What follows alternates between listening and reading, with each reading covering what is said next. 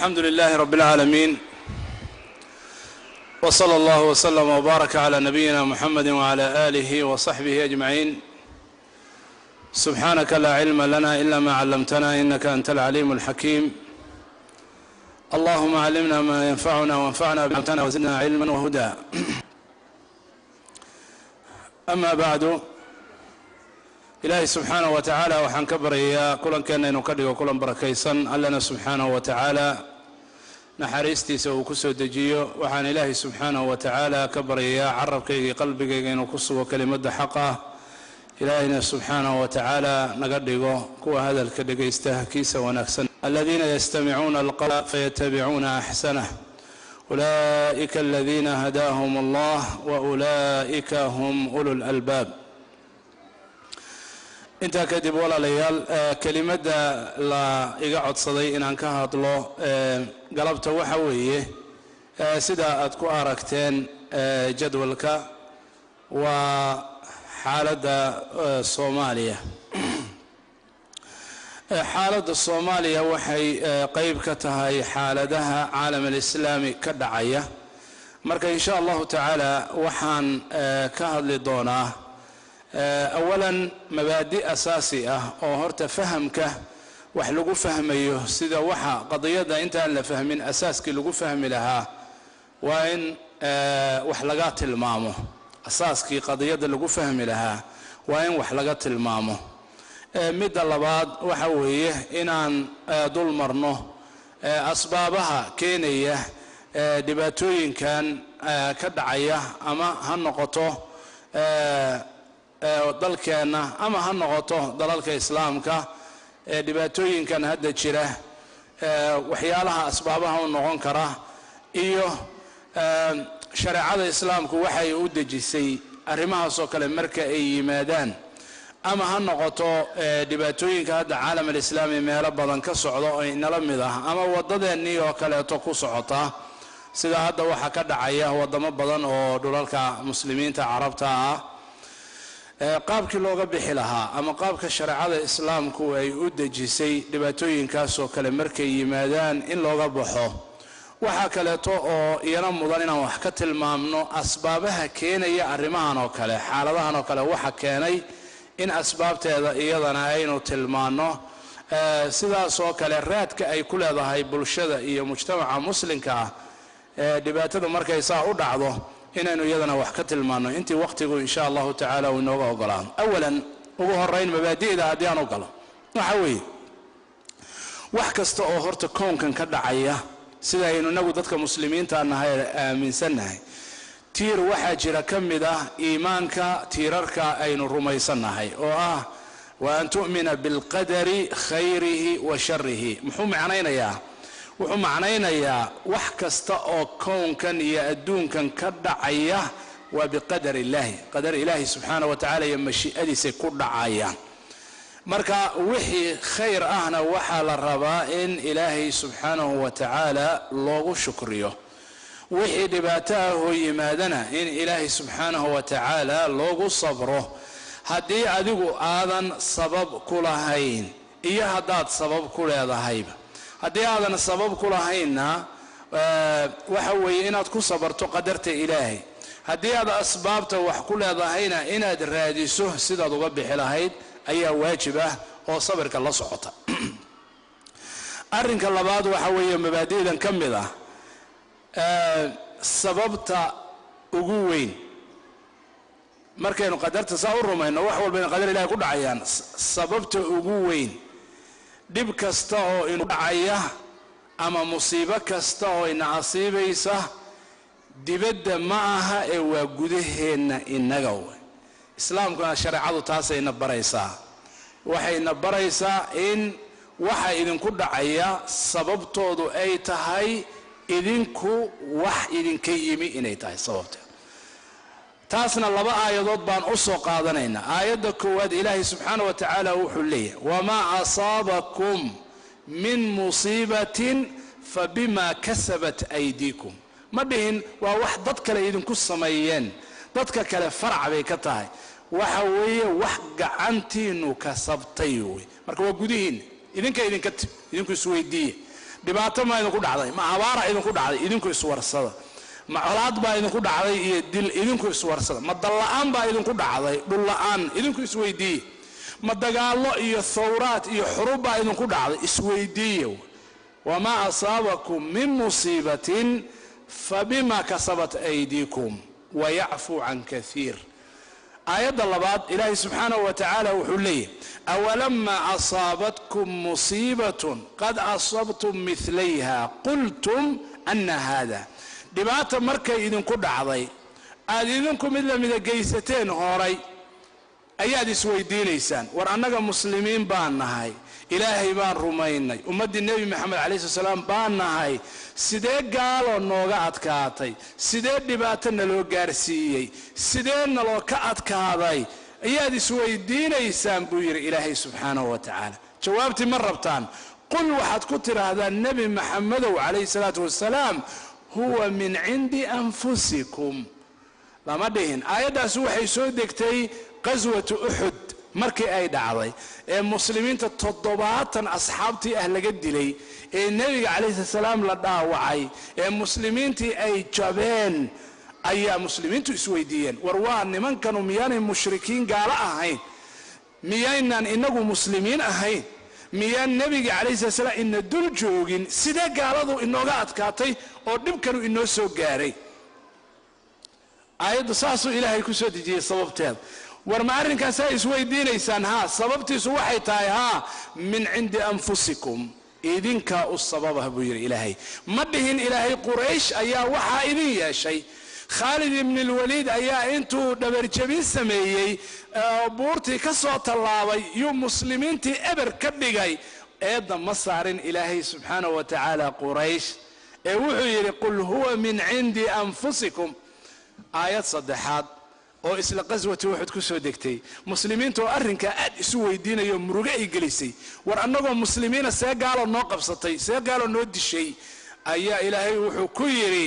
walaqad sadaqakum allahu wacdahu ilaahay ballantii uu idiin qaaday waa idiin gargaaraya waa idiin oofiyey ilaahay subxaanahu wa tacaala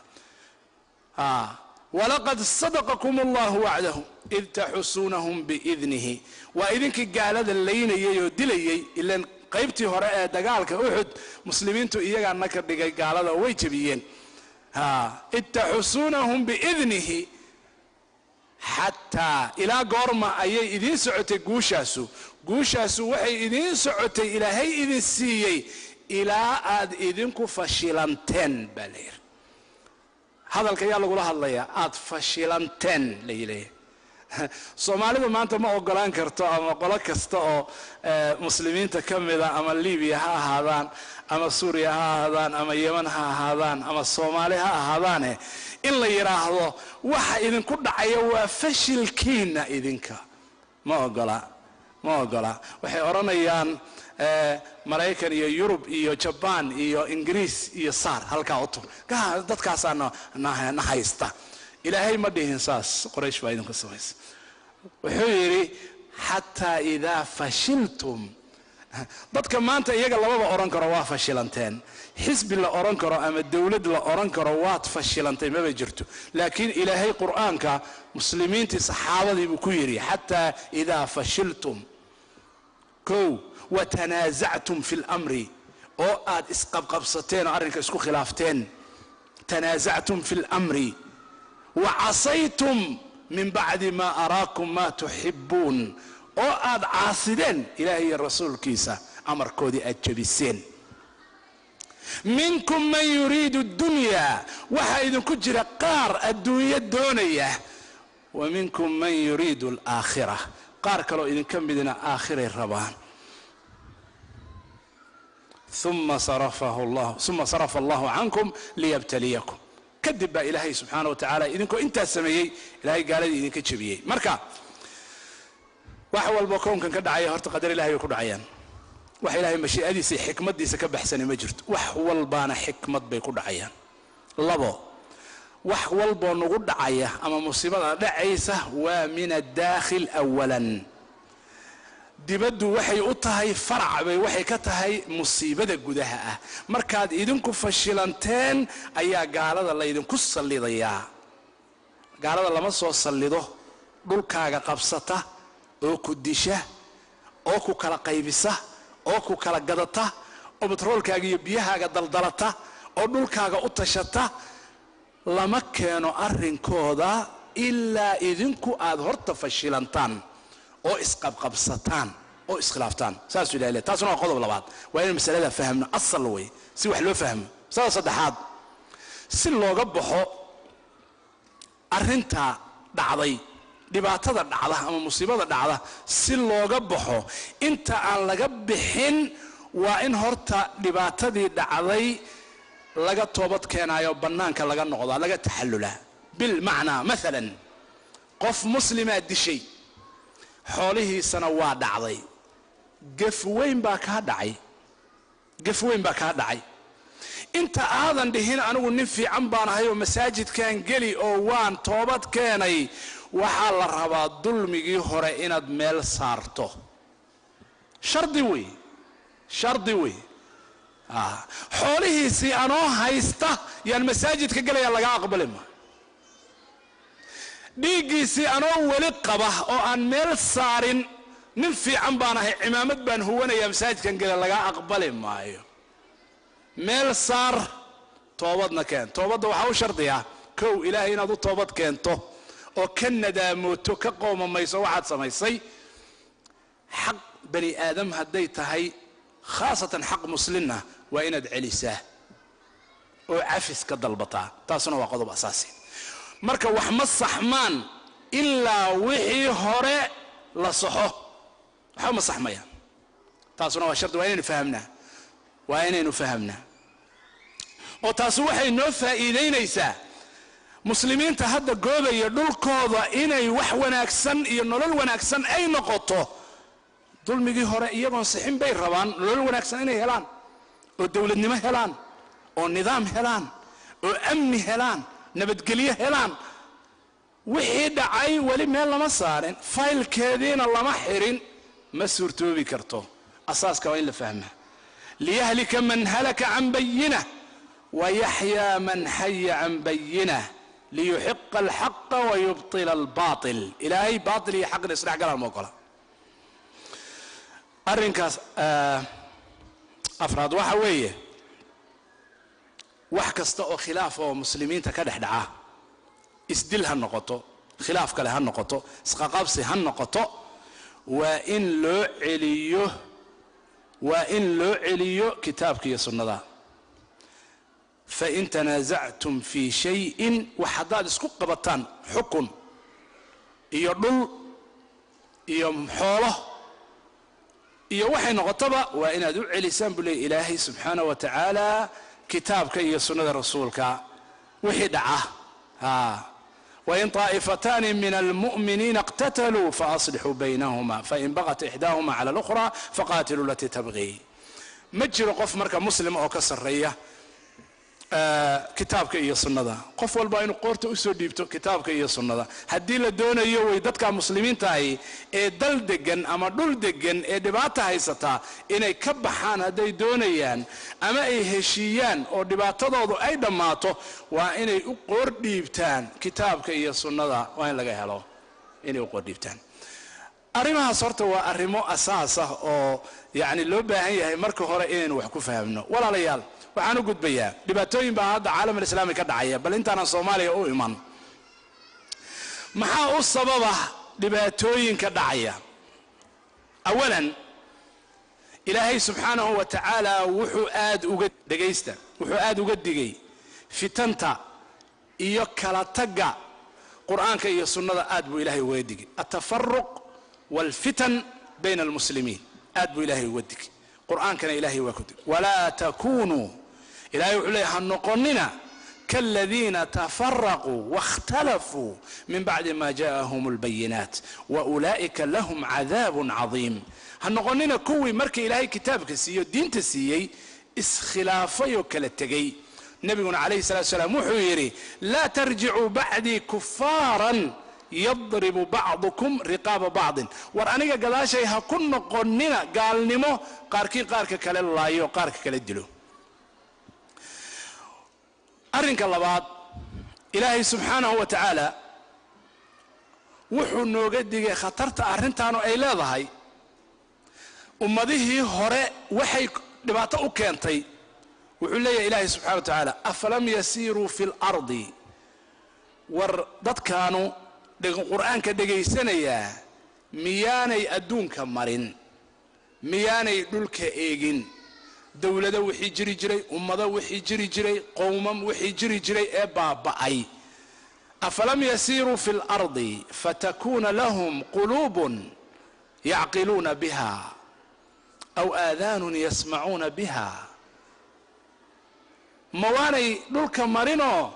fahmin adduunka taariikhdiisu ay tahay xuruub ahliya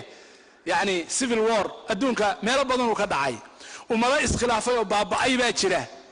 oo ilaahay halaagay wamaa yacni ma halaagin wax kale ma halaagin ilaa tafaruqoodii kala tagoodii iyo isdagaalkoodii baa halaagay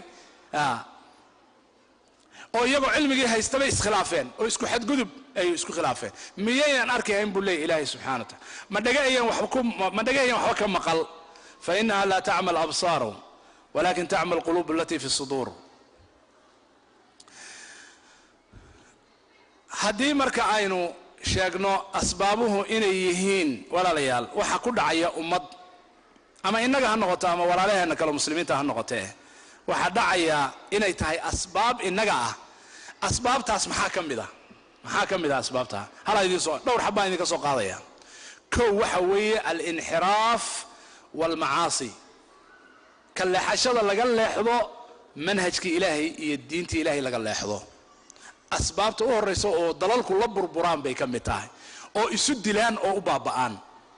oo ilaahay ugu soo sallido dhibaato iyo qalaaqil waa kow arrinka labaad waxa weeye dulmi markuu ummad dhexdeed ka dhaco oo ama xukuumaddeedu ay shacabkeeda dulmiso ama dadka shacabkaa dhexdoodu iyagu isdulmiyaan ilaahay wuu baabi'iyaa dadkaa waa la rogaa dhallinyarada iyo dadka yaryari taariikhda ma oga ee namuujaj waxaan ka soo qaadanayaa soomaaliya masalan soomaaliya dalalkan carabtaayo hadda dhibaatooyin ka dhacaya wax badan baad iyaga ka ogtihiin laakiin innaga ceebaheenna inaan aad isu ogeyn inaynu isxusuusinana u baahan 1975 anigu waxaan ahaa arday yar oo dhallinyarada ardayda ka mid ah oo soomaaliya jooga ku jira ololaha farbaridda soomaaliya reer miyiga magaalada jowhar baa joogay markaas waxaa dhacday kacaankii waddanka ka jiray ee cirkaa markaa maraya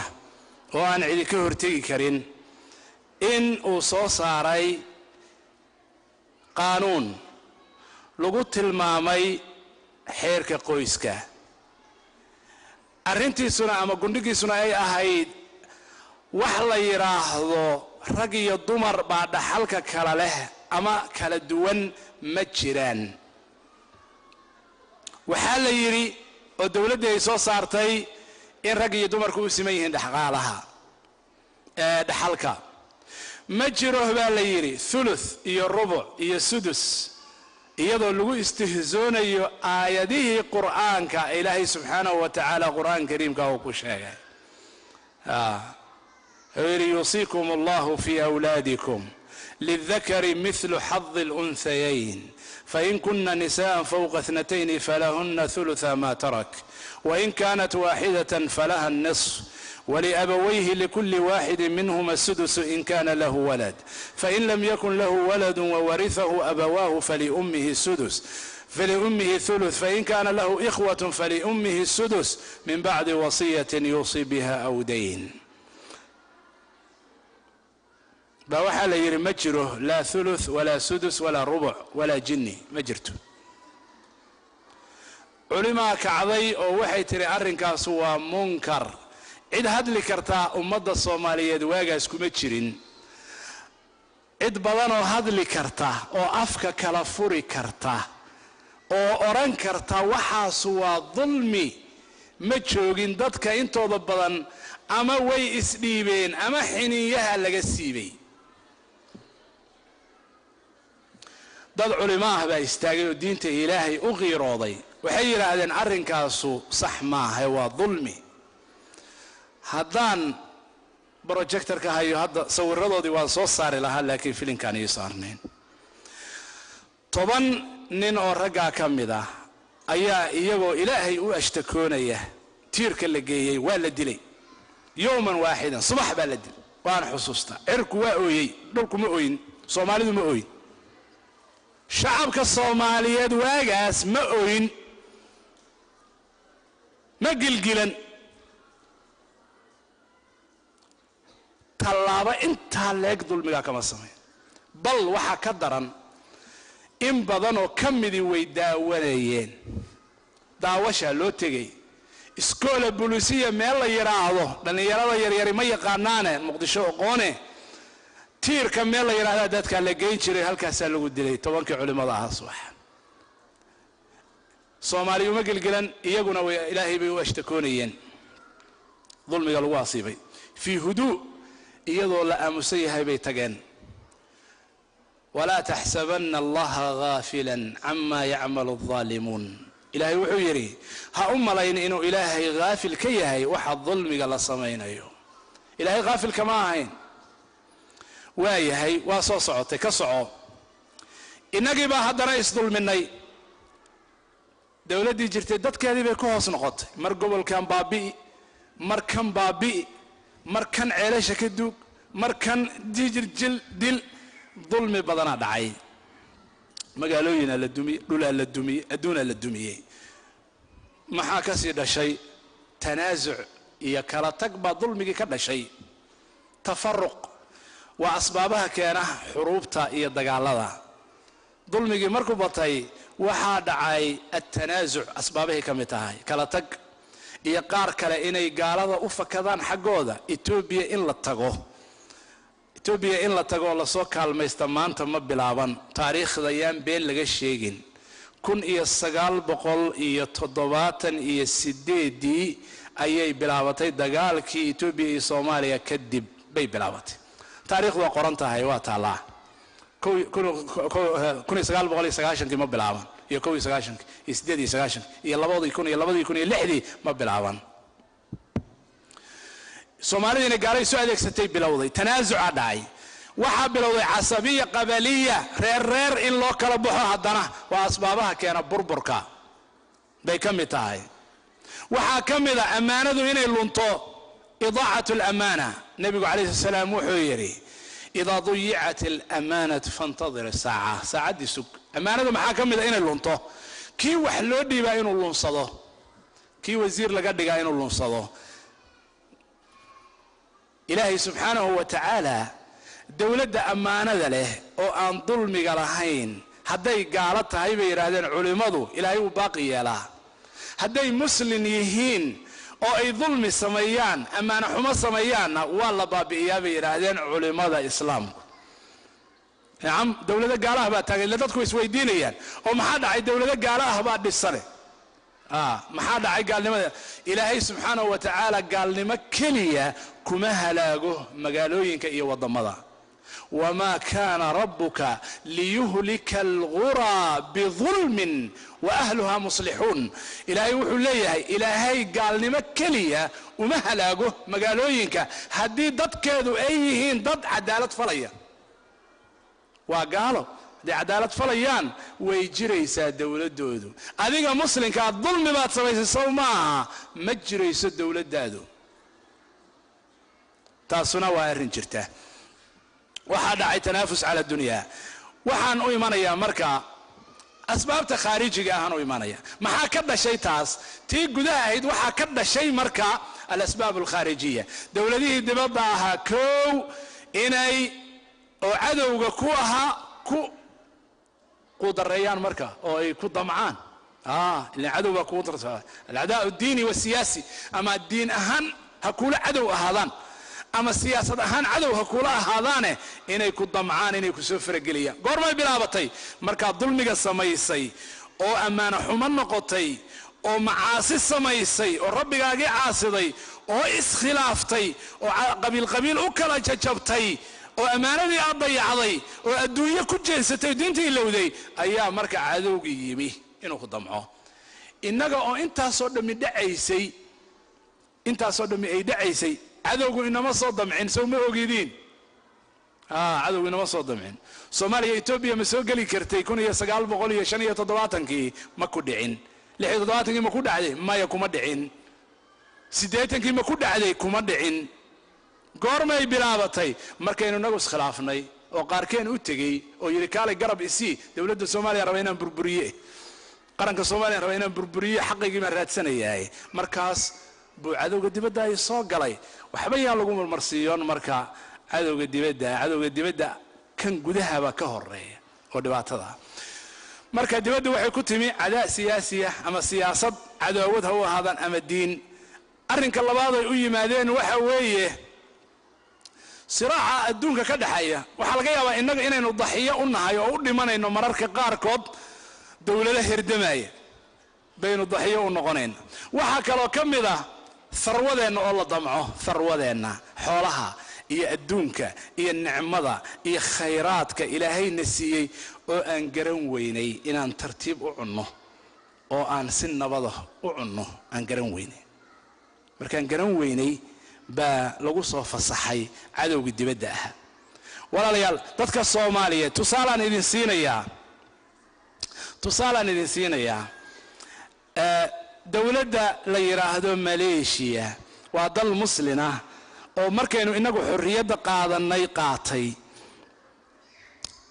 waxay ka mid ahayd dawladaha adduunka ugu faqiirsan wuxuu yiri nin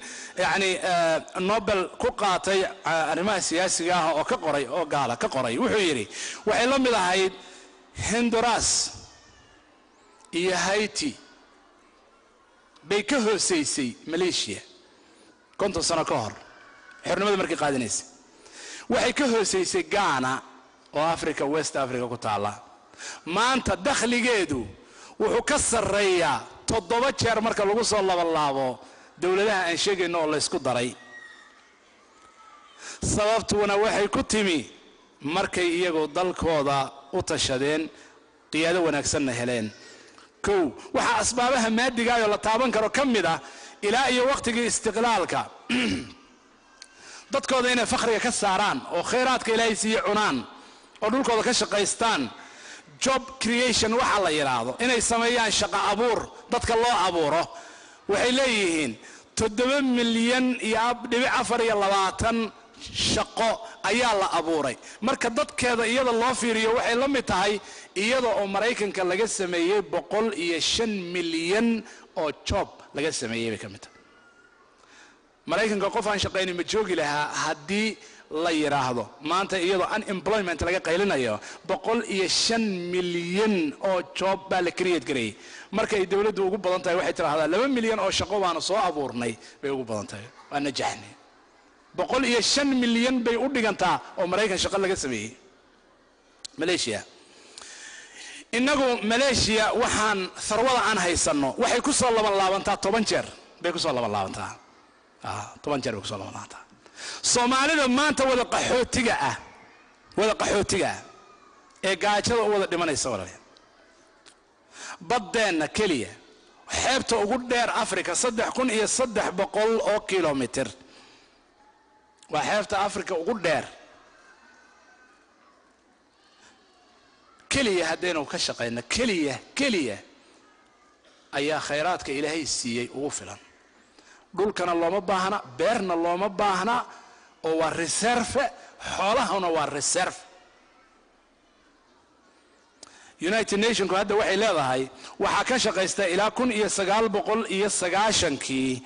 waxa ka shaqeysa burcad badeed ma kuwan masaakiinta ee Soomaalida ee meelaha lagu sheegay kuwaas waa burcad badeed yaryar waaye burcad badeed waaweyn waxa weeye maraakiibta sharci darrada kaga shaqeysata xeebaha Soomaaliya ilaa 1990kii markii dawladeedu dhacday 750 according to the United Nations statistics ma anigu ma keenin United Nations kale 800 oo markab sharci darro kaga shaqeysta 20 sano Soomaaliya xeebaheeda oo ka qaata kalluunka ka gurta iyo shrimpiska iyo maxaan ku sheegay khayraad ku jira Yurub kaliya waxa lagu qiyaasay 300 milyan oo euro barrier inay ka qaadato keligeed maaha Japan maaha Korea maaha Thailand maaha Brazil maaha wadamada kale iska dhaaf only EU oo dhahda deeq baanu siinaa Soomaaliya oo lagu adoonsado waxa meelaha taagtaagan ee shaqaalaha ah ee Nairobi iyo Muqdisho iyo fadhiya lagu adoonsado oo $500 baan ku siinaa bishii soo istaag halka stand up here la yiraahdo 300 milyan cash bay EU ka qaadataa ma soo celisaa 300 milyan maya ka soco khayraadkii marka anaga cuni weynay dadkan khayraadkooda cunay ee nabadda u cunay Malaysia kuma noola shacab kaliya oo waaxida walaalayaal waxa weeye waa muslimiin waa Chinese waa Indians waa saddex diimood waa muslim waa buudiyiin waa Hindus all together waa la cunayaa nicmadana waa la haystaa waxaanu imanayaa maxaa ka dhalanaya dhibaatooyinka iyo thawraadka hadda socda dadka qaar baa aad ugu faraxsan dhulka muslimiinta inay thawraad ka socdaan laakiin waa nadra gaaban way nadra aad u gaaban short sight way very short sight dadka muslimiinta ahsaan sheegnay ilaahay subhanahu wa ta'ala wuxuu ka nahiyay tafarruq iyo khilaaf wax ka daran ma jiraan bacda shirkiga kadib kala tag iyo isdagaal ummad meel degan ay samayso wax ka daran ma jiraan بعد الشرك ولا تكونوا من المشركين مشركين عن قلنا معاكم حاجه من الذين فرقوا دينهم وكانوا شيعا تفرقوا حاجه إلهي وحو كان الشرك كذب تفرق يا كلا تقى انه يهي مشكله ugu weyn oo ilaahay dadka naayinay وهكذا لا الصعدة تفرقة وإن ليسدلا مرهدي لا إسخلافه وإن ليسدلا حبض ليسو قاطع ديقو ضاطع إلهينا ديق وحو كحجيي ديق إنو حق درميش أو قضاطه وحو كحجيي شركك أيضنا والذين لا يدعون مع الله إلها آخر ولا يقتلون النفس التي حرم الله إلا بالحق dhulkeena inaga marka waxa ka dhacay wixii ugu darnaa labadii dambi ugu darnaa bacda shirki oo ah tafarruq qabiil la isu dhaafay gaalo marka ay soo adeegsanay qabaa'ilka Soomaaliya oo dhammaantood way adeegsadeen Ethiopia iyo Kenya way adeegsadeen qof Ilaahay u naxariistay maahane dad baa waxay isu malaynayaan maryahoodu inay u cadcad yihiin hebel baa adeegsaday Ethiopia hebel baa soo qaatay Soomaaliya let's speak guys true anga run hadal annaga ma maqnin mana aan dalka ka maqnayn dalkaan joognaa yaa waaye reerka aan Ethiopia soo adeegsan tell me yaa yaan mingisto soo adeegsan yaan meel soo adeegsan yaan hubka ka soo qaadan si qarankii Soomaaliyeed loo burburiyo yaa waaye idan Soomaalida waa dambiile yaalbana markaasaan waxaan ku darsanay inta shir la inoo qabto in la yiraahdo see xubnaha kala qaybsana maanta waxa akhrinay journaalka qosol oo oy gobol nin jooga oo madaxa wuxuu leeyahay dawlad Soomaaliyeed ma dhacayso mana sugnaanayso reerka iyagu haddaanay inta helin what the hell you are talking about maxay tahay reerka iyagu haddaanay dambiilaba tahay xukun waxaad ku xukuman tahay in lagu xukumo maxkamad baad saaran tahay qaran Soomaaliyeed baad burburisay ummad baad baabi'isay jiil baad balaha ku daadisay qaxooti baad malaayiin ka dhigtay gaalaad malaayiin ka dhigtay yaa ka dhigay you not other one it's not America it's not Europe it's not Japan it's not Kenya nor it's Ethiopia it's only Somalis who killed themselves وأيجا وأيدي شيء رنت معها والله بالله أنا حين عيار أنت الصومالي إسكدي شيء يا أنت إثيوبيا كدي شيء يا بلن soomaali intay dishaa badan, soomaali intay laysaa badan, soomaali intay balaayo ku soo hogaamisaa badan. And today dalkeenni muxuu la baaba'san yahay? waa only our reason, annaga sababteen waay. qaar annaga ka mid ah $500 ay dalkooda ku iibsadaan, qaar annaga ka mid ah magac baa lagu yeelaya ku iibsadaan dalkooda. qabaa'il baa ku taageera, kaas keligiis nama iibsadeen. haddii aan qabaa'il ku taageerin miyuuna iibsan lahaa, keligiisna gadan lahaa, suuqa ma naga soo gadan lahaa? dad la gatay baan nahay, la iibsaday, suuqa waliba ugu rakhiisan adduunka lagu iibsaday. And still we are talking about qol baan gelaynaa, markaasaan odhanayna reer hebel isu keenkeena.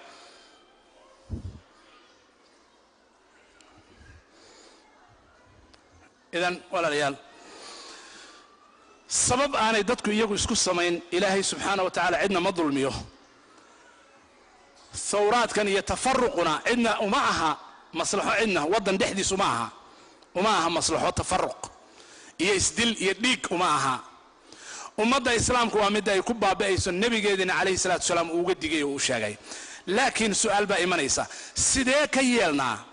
yeelnaa haddii dulmi uu dhaco? sidee yeelnaa? shareecadu waxay u samaysay waddo loo maray u samaysay. nacam, aan wax ka tilmaamo, wax yar aan ka tilmaamo. awalan, horta haddii tafaruq dhaco oo dalkii qaranku u burburo, nacam saan sheegay dulmi baa dhacay oo macaasi baa dhacday. dowladday markay qaran inoo jirtay dulmi baa dhacay, ma diidayo. waataan sheegay, gobollaa la dulmiyey, qabaa'il baa la dulmiyey, dad baa la laayay, ummadaa la kiciyey. ma ignore garaynayo, mana diidayo, waa wax dhacay, xaqiiqo way. laakiin see loo saxaaway ka taagan tahay? macadow baa la soo adeegsadaa. ma etoobiya intaa un tagaa odhanaya kaalay dalka soomaaliyeed qabso, qaranka soomaaliyeed burburi? ma saasaa odhanaya? maya, saas looma saxo. sida loo saxayaa waxa weeye, kow, ummaddu waxay ku baaba'daa, ku hagaagtaa oo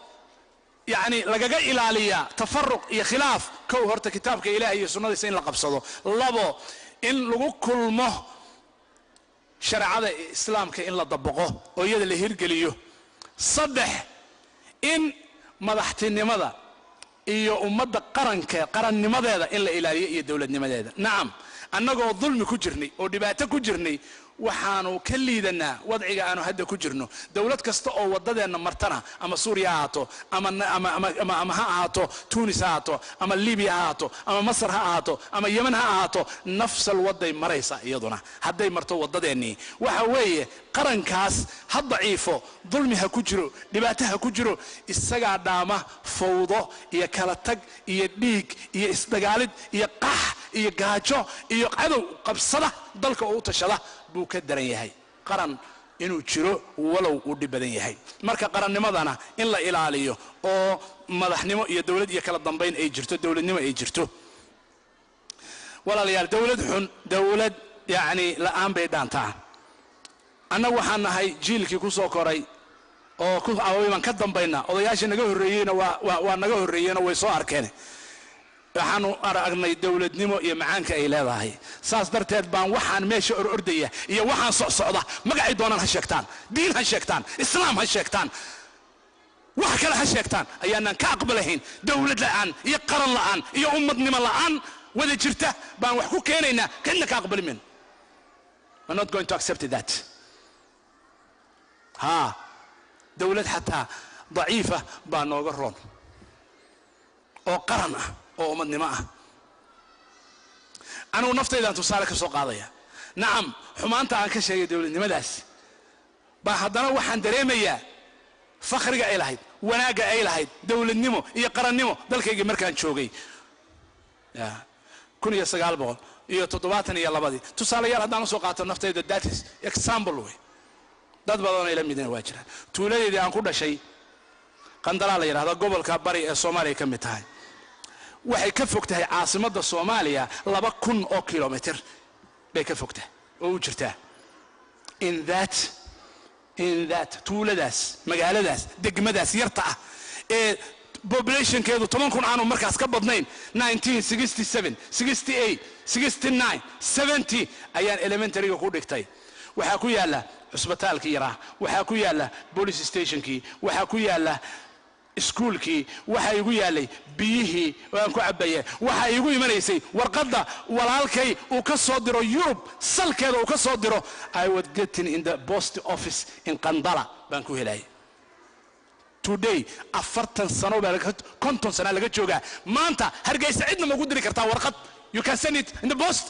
office ma ku diri kartaa boosaas ma ku diri kartaa qofna warqad waa simple thing service oo dawladnimo leedahay waa very simple service guryaha waxa idin ku soo wada dhaca waraaqa idin ku soo wada dhaca jeeg baa ii soo dhacay biil baa ii soo dhacay kana ii yimi you are not going ma qiimeynaysan arimahaas waxa ay leedahay because dawladnimo iyo qaran baa jira meesha nidaam baa jira system baa jira kanina waa burburinaynaa we don't need it ma rabno inaan sameeyno ma rabno inuu jiro waxaan ilaalinaynaa traffic light baan ilaalinaynaa wadamada kale waxaan ilaalinaynaa traffic light-ka stop waa istaagaynaa innaga soo maaha dhiigaan ku tubanaynaa qaliilkan ku tubanaynaa dulmigaan ku tubanaynaa baba biyana dalkeena waa duugaynaa isagoo nool baan duugaynaa ma ogolin inaan is ogolaano ma ogolin aan ku wada noolaano magaalada aan ku wada noolaano ma ogolin kuwa hadda ku dagaalamaya Soomaaliya ku dagaalamaya ee ay koonfurla degi kari laada ee maalin walba oranaya waxaan ugu shaqaysanaya United Nation iyo organizationno iyo dullaaliin adduunka ka kala yimi meel kasta habar kasta wayna baayacaysa adduunka joogta mujrim kasta adduunka jooga Soomaaliya baayacaya maanta wax kasta iyaga soo shaqo tagaan kii shaqo waay laqad hazulat buyinka shaarka hazulat wa bana huzaluha wasamaha kullu muflisin waxa way rida caatada inta caatowday oo caatan noqotay baa araxdeeda waxa taabanaya mid kasto aan shilin haysan oo farmadow araxdu saa u taabanaya wuxuu leeyahay neefkan ma gata shilin ma haysto hal shilin iskuma furto laakiin waxa kan caatasay u noqotay ayuu la holinaya inaga waxa ina holinaya cid kasta inuu madax noqdo Soomaaliya waxa holinaya nin kasta mid kasta suuq joog ah oo kuwii ahayd xabsiga in lagu wada guro ama ummadda laga wada qabto meel laga istaajiyo bay ahayd waxa ma doonaya maanta wasiiro inay noqdaan dawladda inay noqdaan oo nagu baayactamaan magac Soomaaliyeed ku baayactamaan annagana waa u sacabtumaynaa xafladaan u qabanaynaa lacagaan siinaynaa war maxay tahay aawo ummadaas marka waxa leedihiin ilaahay baa idin dulmiyay inaan ahaano dawlad la'aan ilaahayna ma dulmi marka qaran baan meesha ku haysanay iyadoo saasa waa in la saxaa marka in la burburiyo maaha in la saxo bay ahayd ma in la burburiyo oo aan konton sano dib u noqdo oo aan boostada qandara ay ugu iimaanaysay maanta ay noqoto caasimadii dhamayd la idin sheegayo nothing wax ka jira ma jiraan muqdisho waad maqli jirteen ma tagteen annaga tagnay weydiiyo waagay jirtay ma jirto magaalo la yiraahdo muqdisho ma jirto waa magac xaafadaad maqashaan warshada baastada boondheere hodon mush عارف ايش دق ركتاده wax jira ma jiraan waa dambas way yaa dambas ka dhigay kuwa hadda jooga oo ku dagaalamaya qaar musliminimo iyo wadaadada sheeganaya diin ilaahay darteed inay waxaan ilaahay uga cudur daaranaya in magaca diintiisa lagu sameeyo waxa soo kale ilaahay waa uga cudur daaranaynaa waxaan ilaahay uga cudur daaranaynaa Soomaalinimo iyo sharafteed in lagu sameeyo waxa dawladnimo lagu sheegay ee baabaas ee gadashada ummadda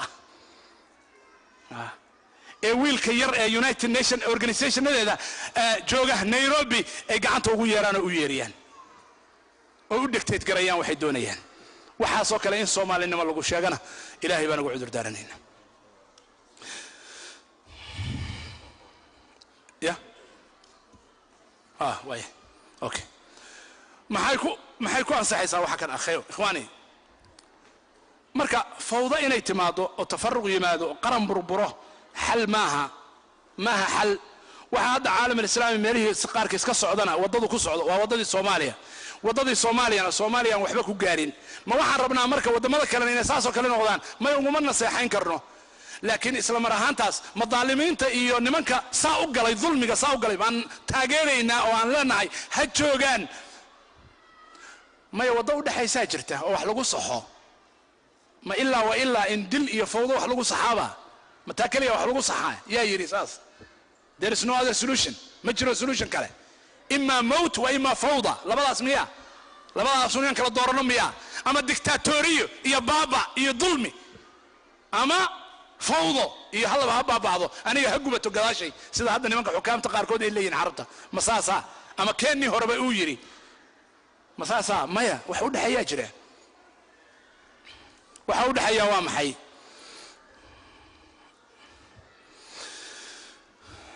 وحوي أولا إخلاص ضدك هرتا ودن كاله ولا ريان قال يا مسلم وحيهين إلهي سبحانه وتعالى أمض وحيدة وما هجاجي هداني ضل كذا الدين تن إني وحق بني إخلاص عني وين دين تمركات قصة تكتو ضل كيسة هداني قفكو إخلاص وين وحوم قبنكر وحوم هجاجي كران إتمينس وحوي هدي رب الصوماليين يكبح هذا دباتلان أما ضد كان يكبح هذا وإن له ضد الليدر شيبة والنظيفة وأمضوا دوني إنه واحتران أمضوا دوني إنه واحتران أنا هين ضد بيستين يكوب شاه لقوا يبسدوا إن مقع الله أنت الله صمي لابو وحلو بها هي أمر بالمعروف والنهي عن المنكر قفك الظلم قسمي هي حكامة الظلم قسمي نيسا ضدك هي شعبك هي أمضة هي علماء هي ضدك وإني أوران كران وروحها سوى ظلمي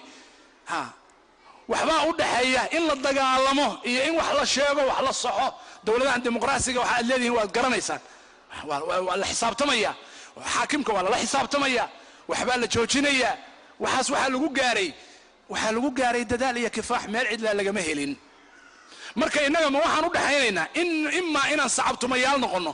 sacabtumayaalkii laftigoodii baa maanta waxay rabaan anaga inay yiraahdaan waxbaan hogaaminay maxaad hogaaminaysaa shalaba sacabtumada ay dulmiga u sacabtumaysa maxaad hogaamin kartaa أمس كنت صفق ما تلحق بنكرتها ما قبنكرتين nothing مركا وحاول حياة وحوي وانا قال الله فرو منكر كان الله رهبو كيسيني ماذا الله يشو سيدا علماء دي قدمتي يددك قدمانيا كلمة حقها هنا يرادان وانا تي النبي عليه الصلاة والسلام ونفري أرنك صدحات وحوي صبر بالو باي نعم صبركم محل با ها صبركم حل مشكلوين كبضن حل وياي ها وهدي قف كان عنيق حماني يقول سمايو أنما إن أنتيو كلا أما متكدر أنكو سمايابا ما هدي دبعت كلا وسوينا صبرا أما سي وجه وانا أكسن حقيقة أنكو جارا صدح وإن إصلاح ذات البين أجرا أو أجرتا دبو هشيسين دبعة دبو هشيسين بحال ولاية لما تصنع وحنا لكم أولنا أنا دولة دبو هشيسين what kind of دبو هشيسين what kind of دبو هشيسين هذا دبو هشيسين بينوا يبلو حكم جيران saan sheegnay dadkii muslimiinta ahaa ee dhibka la marsiiyay irdigooda lagu xad gudbay gabdhahooda la kufsaday xoolahooda la dhacay dadkooda la laayay qabaa'il Soomaaliyeed oo hadda isku sheega 4.5 baanu nahay baa sameeyay they have done that gabdhay kufsadeen Soomaaliyeed aan sameeyay Ethiopian iyo Kenyan iyo qeyrkiisa aan sameeyay dad bay laayeen way xabaaleen way dumiyeen lagama xisaabtami dib u heshiisiin baa loo leeyahay what kind of dib u heshiisiin what kind of dib u heshiisiin mujrimkii meeshu way soo taagay jaa'isu barabaa wuxuu leeyahay 20 wasiir haddaan laysin waxa ma dhacayaan waa mujrimkii shalay dadka laayay wali lama xisaabtami lama dhihin adigoo kale waxay ahayd xabsin taraqa lagu dhigo waxaad sheegaysaa halaysiyo wasiirnimo halaysiyo وزيران وقيبينينا وزيره يحل دبانه بانو قيبينينا سيلا هيكو قلتو سيلا لا يمكن صح معها أرنك لو حويه وإلهي سبحانه وتعالى ودقي إن لسميسته نظام الآن وحبكم الصعنيان والنظام نظام هكوه شيء أمد ميل وذا الدقن حال كلام يالنيس أما إسلام هشيكتان أما وداد هشيكتان أما وحكا لهيدين أخريان قولك كليجيد ميشان قادنا يسام متشرتو وقاذا وداد حزب هبل بان هذا الله يرحضا أنك إلهي مقع عيسى كو هذلنا ودنك الصوماليا أنك كليا حكومينا وحدا دعايا ماها وحسعونايا ماها وحدا عيانا ماها dad Soomaaliyeed ummad Soomaali la yiraahdo meeshan Ilaahay dajiyay Ilaahay baa u qoray dalkaanu u qoray qayb dhulkiisa intaanu uga siiyay ma ku heshiinaysaan mase sidaanaad ku jiraysaan intaas un baa idintaan ma ku heshiinaysaan oo tartiib ma u wada cunaysaan may ahlu sunna wal jamaa la yiraahdaayo waxa kale waa inay banaanka u baxaan may annaga waxaan la yiraahdaa magac hebelo waxa kale waa inay banaanka u baxaan may annaga waxaan la yiraahdaa dawlad hebelo waxa kale waa inay banaanka u baxaan that's not going to work my guy it's not going to work ما شقينيس ما جرتو ما ميل لغو ما غارايو هادانay heshiin meel lagu ma gaarayo dalkan waa la wadaagaa qofkan meelu ka aado male hadaad banaanka u turtana gaal kale ku soo adeegsanaya cid walbaana way soo adeegsanaysaa hadaad adigu cadaadiso banaanka u turto marka inay heshiiyaan waxba kama dhaxayaan waxaan nihaayada ku soo khatimaya walaalayaal waxaan ku soo khatimayaa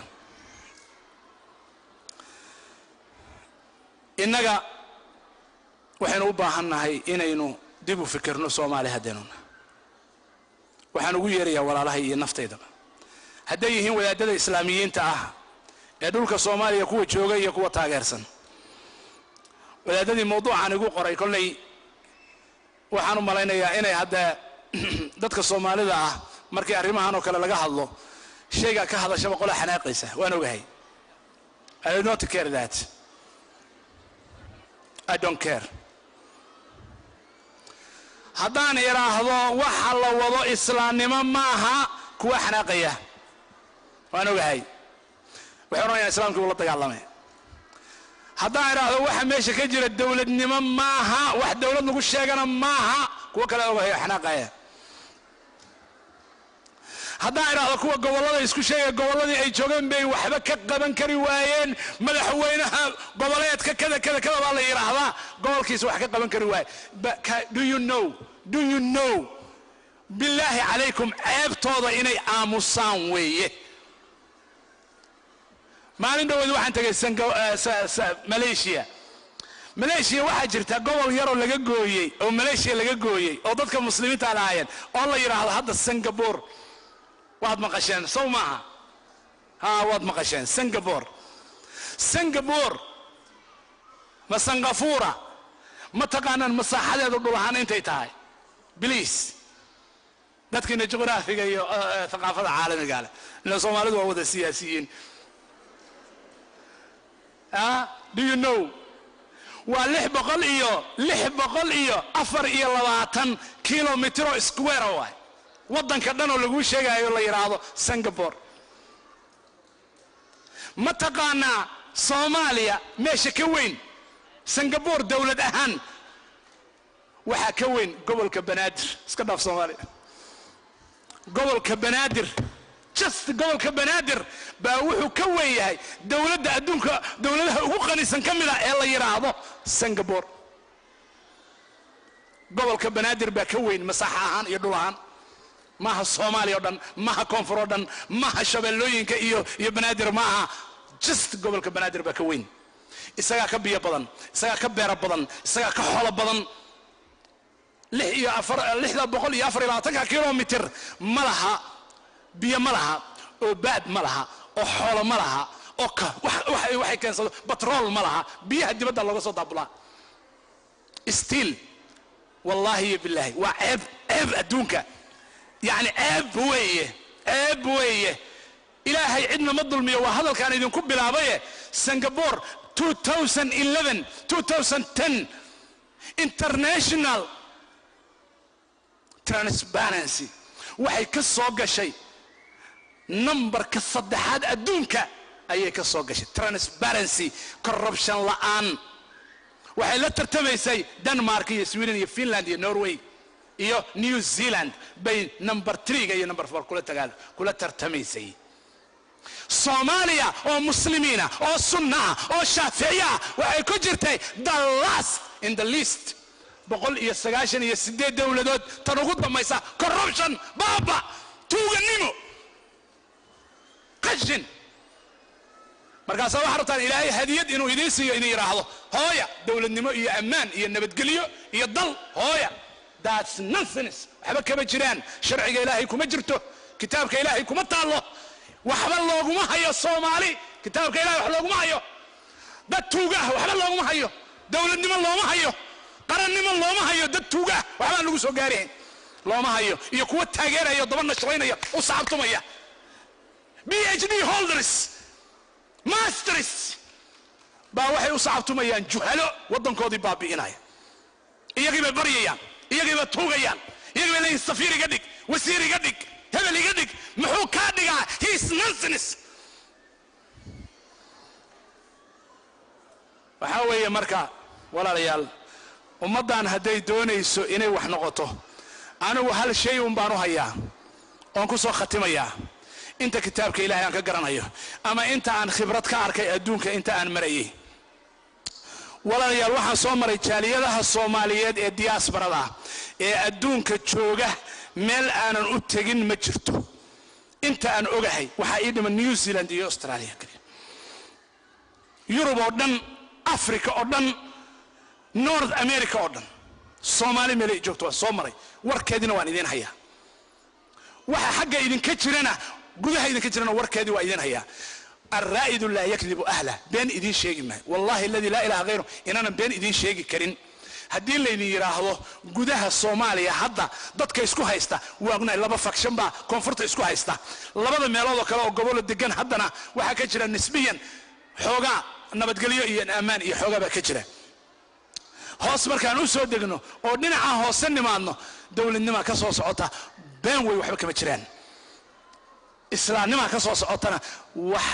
ضاعت نماءه كجران ما جرته رنتان إذن شيء والله الذي لا غيره إن أنا بين إذن شيء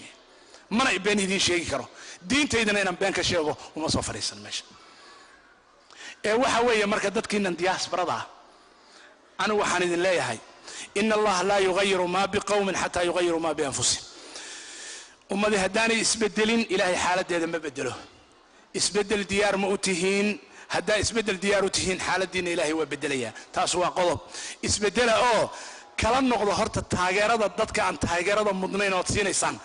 بنت اللي ينكش يجا ويب سايت يلا إيه هذا الله إيه التلفون هذا وأنا سمعنا وأنا قبلنا وصوص عطا هل كانوا كوضنا وحبا ماشى إذن كمتشرين I'm telling you the truth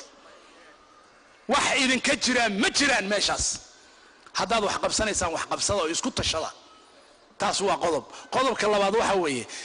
meesha aad joogtaan iyo dalalka aad ku nooshihiin iyo xaaladaha idin haysta iyo caruurtiina iyo ubadkiina gaangiska noqonaya iyo caruurtiina iskuul la'aanta ah iyo danihiina dayacan siya priority-ga anu taasaan idin leeyahay priority-ga siya reer Minnesota hadaatiin Minnesota waa meesha ugu badan yihiin Soomaalidu diasporada London ka dabo waa meesha ugu badan tahay danihiina ka tashada reer Minnesota ahaan anu taasaan idinku naseexaynaya caruurtiinan say iskuul u helaan af Soomaali say u baran lahaayeen say u xifdisan lahaayeen diintooda iyo dhaqankooda iyagoo halkan jooga Mareykan ah say u xafidan lahaayeen saa idinku u deganaan lahaydeen saa wax u baran lahaydeen saa isugu duubnaan lahaydeen saa idinku u dhaqmi lahaydeen idinkoo muslina taas ka shaqeeya 11 kilomitir 11,000 kilomitir dalka idin jira ee taararka la idinku soo sheegayo beenta aan waxba ka jirin walaalayaal priority-giina labaad ama saddexaad ama afraad ama shanaad ka dhiga anu taasaan idinku la talinay dadkiina makhaayadaha fadhiya odayaasha makhaayadaha fadhiya oo siyaasadda Soomaaliya ka shaqeynaya oo caruurtoodu gaangiska noqdeen shame on you